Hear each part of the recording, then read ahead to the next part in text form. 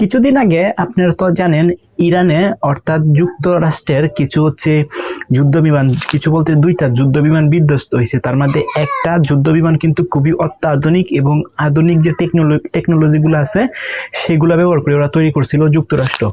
এবং এই যে তাদের যে যুদ্ধবিমানটা আছে, যুদ্ধবিমানটা কিন্তু ইরানে আক্রমণ চালানোর জন্য পাঠানো হয়েছিল। এটা কিন্তু আমি আবারও বলতেছি, এটা খুবই অত্যাধুনিক একটা যুদ্ধবিমান ছিল। সো যখন ইরানে সেটাকে আক্রমণ করার জন্য পাঠাইছিল, তখন ওই বিমানে বা ওই যুদ্ধবিমানে কিন্তু দুইজন পাইলট ছিল বা দুইজন ক্রু ছিল। তো যখন এই দুইজন ক্রু বা পাইলট ছিল, তারা যে সময় আক্রমণ চালাইতে গেছিল, অর্থাৎ ইরানের যে আকাশ সীমা আসছে, এই আকাশ সীমাতে প্রবেশ করার পর যে সময় আক্রমণ চালাচ্ছে, তখন কিন্তু ইরানের যে অত্যাধুনিক যে এয়ার ডিফেন্স সিস্টেম বা আকাশপথ নিরাপত্তা যে ব্যবস্থা আছে সেটা ইউজ করে, মানে ব্যবহার করে তাদের যে অর্থাৎ যুক্তরাষ্ট্রের যে নিজের শক্তিশালী যুদ্ধ বিমান যান ছিল সেটাকে ভূপতিত করছে, অর্থাৎ ধ্বংস করে দিছে। এবং ধ্বংস করে দেওয়ার পর এইখানে ওই যে যুদ্ধ বিমানটা চালাইতেছিল সেখানে তো দুইজন পাইলট বা দুইজন ক্রু ছিল, তারা কিন্তু ইরানের মাটিতে তারা পড়ে গেছিল, অর্থাৎ প্যারাশুটের মাধ্যমে ঠিকঠাক এক্সিট করে এবং ইরানের যে ভূমি আছে সেটার মধ্যে ঠিকঠাক করে ল্যান্ড করছিল প্যারাশুটের মাধ্যমে।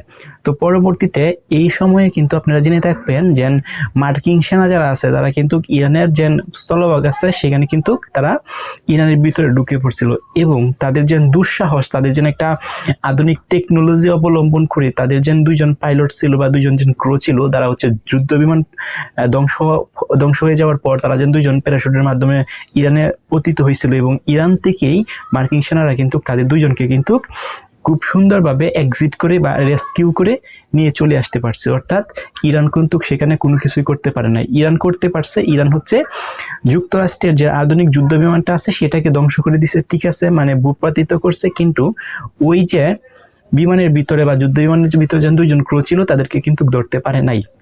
সো ধরতে না পারার একমাত্র কারণ হচ্ছে ইরানে কিন্তু মার্কিন সেনা ঢুকে পড়ছিল এবং সেই মার্কিন সেনারা কিন্তু খুবই মানে বুদ্ধি খাটিয়ে তাদের যে দুজন ক্রু আছে তাদেরকে সুন্দরভাবে রেস্কিউ করে তারা নিয়ে আসতে পারছে যুক্তরাষ্ট্রে।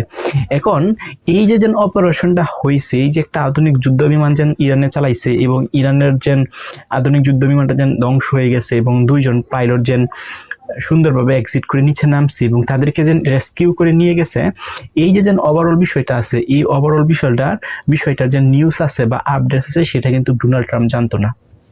কারণ কি?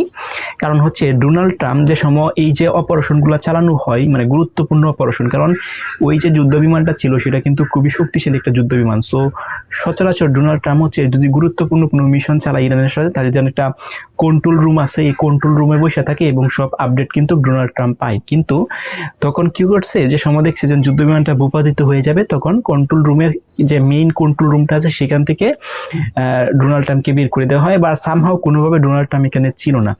এবং এই যে যুদ্ধ বিমান ভূপাতিত হওয়ার পর পাইলট দুইজন নিচে পড়ে গেছে এবং তাদেরকে সুন্দর একটা অপারেশন চালিয়ে ঠিকঠাক করে রেস্কিউ করে নিয়ে আসছে, এই যে সার্বিক একটা নিউজ আছে বা আপডেট আছে, each and every single update কিন্তু ডোনাল্ড ট্রাম্পকে ওই দেশের প্রশাসনিক অর্থাৎ যুক্তরাষ্ট্রের প্রশাসনিকরা দেয় নাই।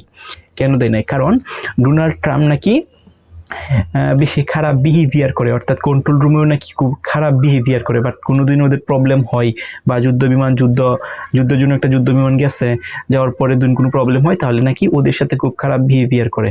এবং পরবর্তীতে এই যে যুদ্ধ বিমানটা ভূপাতিত হয়েছে এবং তাদের দুজন ক্রু আছে বা বিমানের দুজন পাইলট আছে, তাদেরকে রেস্কিউ করে উদ্ধার করে নিয়ে আসছে মার্কিন সেনা।